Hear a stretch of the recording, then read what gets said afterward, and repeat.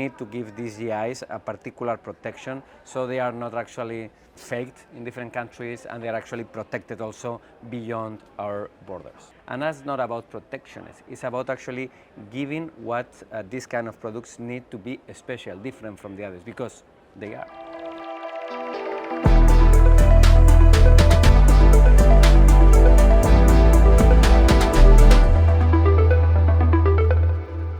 Mr. Vázquez, thanks for making the time to be with us and talk about what Parliament has been doing for geographical indications. Well, this protection of traditional goods has been in place in the European Union for over 20 years for the agriculture sector. Now the European Union has agreed to extend the geographical indication protections to local crafts and industrial goods. This work has been led by your committee, the Legal Affairs Committee in the Parliament. Could you give us a few examples of products that could be covered from now on? Well, the GIs when it comes to agricultural goods has been one of those success stories of our union. I even put it to the similar level to like an Erasmus, because we have managed to put local products in a really good position in the market. Now what we are doing is trying to bring crafts and industrial goods, such as, let me put an example from my country, from Spain, like knives from Albacete, a city that is in the south of Spain, or you can get jewelry, or maybe you can get actually crafts made from wood from Sweden. So those kind of products are the ones that we try to protect and to actually make them stronger, better looking for the customer, and of course with much more protection when it comes to counterfeit. Some of these products are already protected at national level. Will they be automatically protected at European level once the new rules come into force? Well, now they will have 1 year, all the member states, to try to include those that they are protected at national level to actually be protected on this European Union-wide scheme.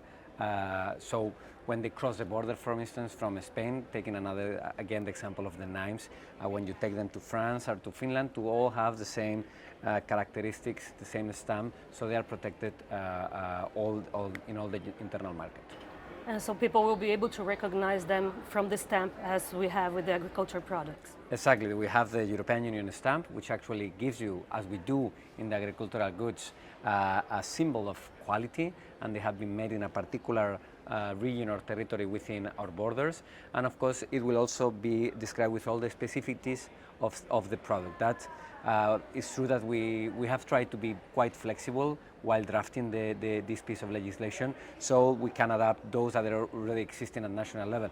And I must say that this is mainly thanks to the rapporteur, to Marion Wassman, my colleague, that she's the rapporteur of the file, that she managed and she actually invested a lot of time in the negotiations to give flexibility to all the member states so the product and the specificities can be protected in the whole internal market.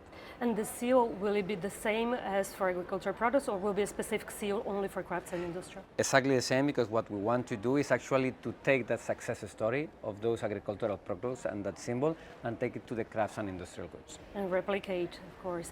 And what is the economic impact that you expect to have for the industrial sector? We have to see, because we don't have as many craft and industrial products as we do in the agricultural sector. But just to put you an example, from the last data we have from a few years ago, all the GIs when it comes to agricultural products was almost 7 billion euros, and it represented almost 7% of the goods that they were sold when it comes to drinks and food. So that's a huge amount of money and capacity in the market. When it comes to the crafts and industrial, we may not have so many examples, because in agriculture there are almost 3,500 products that they are protected. When it comes to crafts and industrial, we'll see how many they are. They're not going to be as many, but I am sure that when this will take some speed, it will also mean a big chunk of the money that they're going to produce in the market. And to give us an idea, can you say how much of European exports depend on geographical indications in the agriculture sector? When it comes to GI products, it's true that it's always problematic when you include them in international trade agreements, because this sometimes is not easy to explain to someone in a different country that they have to actually respect the particularities of a product. So they're going to be important, but if we take examples like in Mexico, they are selling some agricultural goods with the same name of a different agricultural good in Spain. And Spain has a really important name, so for the Spanish producer, they feel that their know-how, their tradition, their goods, somehow their name is stolen by the other producer on the other side of the Atlantic. So the number I cannot tell because I don't have what can it mean when it comes to international trade. But what is true is that we need to give these GIs a particular protection so they are not actually faked in different countries and they are actually protected also beyond our borders. This was actually a main sticking point in the negotiations, the trade agreement with Mexico, and some other countries also accuse the European Union of using these geographical indications as a sort of protectionism, disguised protectionism. What do you respond to that? If you want to sell champagne, for instance, you cannot just use that name if you are going to produce it in Kansas, in the United States. You can call it whatever you want, but just don't take that because what it means that you are going to mislead the consumer. The consumer wants to buy champagne because it has a particular specificities and a know-how from many years that it makes that product special. That's the GI goal. And it's going to be the same for industrial and crafts products. If they are special and they are then developed, produced in a particular region with a know-how from many, many years, we have to protect that. And that's not about protectionism. It's about actually giving what these kind of products need to be special, different from the others, because they are. So, yeah, Parliament has said that it's about also protecting European culture and traditional know-how. Absolutely. I'm not going to put examples from third countries, but if they produce something in a third country in the other side of the Atlantic as well, and it's something that is particular to, let's take Tabasco as an example. If someone started producing a pepper sauce or a spicy sauce in Madrid and it started using Tabasco, I guess that the Tabasco producers who have been developed their own recipe for almost 100 years, they won't be happy because they think they have something special. This is the same. It's not about protecting a product, but a particular product that is developed, produced with a particular way of doing things, know-how, years of tradition, particular territory.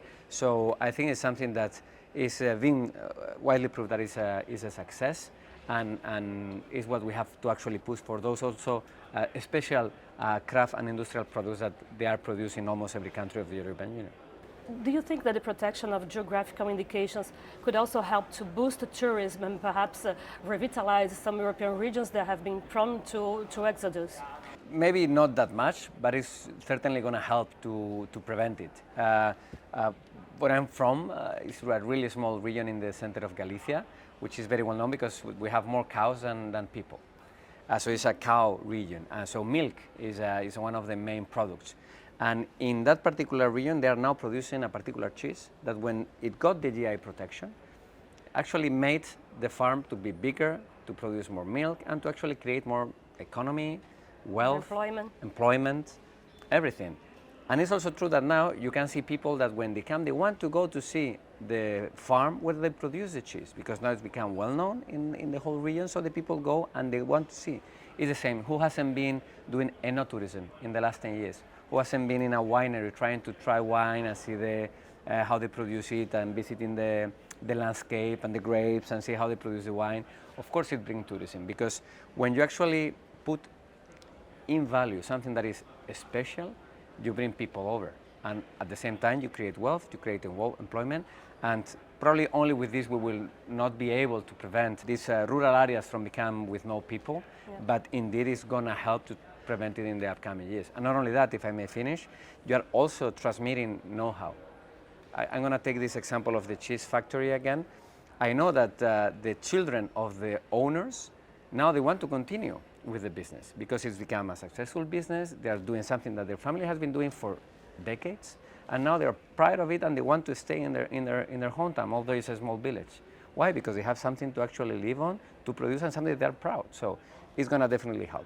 Is it right to assume that these new rules will benefit mostly small business and family business? Well, that's for sure, but it will also benefit those who have a particular something special in the region. Because at the same time, we have heard that this may go against competition, but no one that I know goes to the market and buy everything that is a GI. First of all, because GIs, they are so special and they need so much craftsmanship and knowledge and know-how, and they have to actually meet a lot of requirements that they're more expensive than regular products, like for example a cheese without a GI. At home, it's true that I have many cheeses that they are GIs, but I also have those that they don't, because I don't consume like these special products every day. So I think we have to find out the right balance. I'm going to use against the percentage when it comes to the agricultural GIs. It's 7% of the food and drinks market. So it's not even 1 out of 10 products that they have a GI. But because not everyone has something special to sell. I'm sure that many regions they have many good things to sell, but something that is special, that is being produced in a particular region or territory with those specificities, there are not that many. There is another side of the coin. The ones who are not part in the system, they might get negative consequences. And there is a study from the Parliament which says that. Could you tell us which might be those negative consequences and what can be done to mitigate them? Well, negative consequences maybe is a strong statement. What I would say that is true that if you have in the same region 2 different products that one actually manage to get a geographical indication stamp and the other one doesn't, it is true that the first one is going to have a better marketplace. Why? Because if you are looking for something that is somehow particular or more special, the GI is a stamp of quality that you know that you are going to get the value of what you're paying for. And that can actually affect the other product that is similar, but it doesn't meet all the requirements that is produced in the same region. That is true. But at the same time, producing one that actually requires more requirements to get the stamp is also more expensive usually. So I would say that more than a negative impact, I think is that differentiation in market placement, I think is fair if you have to meet all those requirements. But at the same time, it's true that those who actually don't meet them, we have to motivate them on somehow, because if at the end, when it comes to selling and buying, if you want to compete with something with a stamp, you can actually try to get the stamp for yourself. And when we talk about geographic indications on our social media, some people are also critical of it, especially because of the price of the products. And they say that the European Union should instead focus on offering affordable quality products to everyone. So my question is, do geographical indications bring benefits also for consumers? Absolutely, yes. Not only here, but even beyond our borders. Those who they say that they are not affordable, high-quality products in the European Union, I think they are not correct. I mean, probably we have the best high-quality agricultural and crafts products in the world. That's why everyone wants to drink our wine, eat our cheese, the quality, the health standards we have, the filtering, how we treat our animals. No one in the world does it as good as we do in the European Union. We have to be proud of all the products that we actually produce within our borders, because we respect the rules, we have good standardization of legislation and regulation, we have amazing controls, and at the same time we have amazing market placement of our quality products. We are not trying to equalize all the products. That wouldn't make any sense in a market. Thank you, and that concludes our interview. From the European Parliament in Strasbourg, I'm Marta Bizzotto, and this is Adrián Vázquez, Chair of the Legal Affairs Committee in the Parliament. Thank you. Thank you.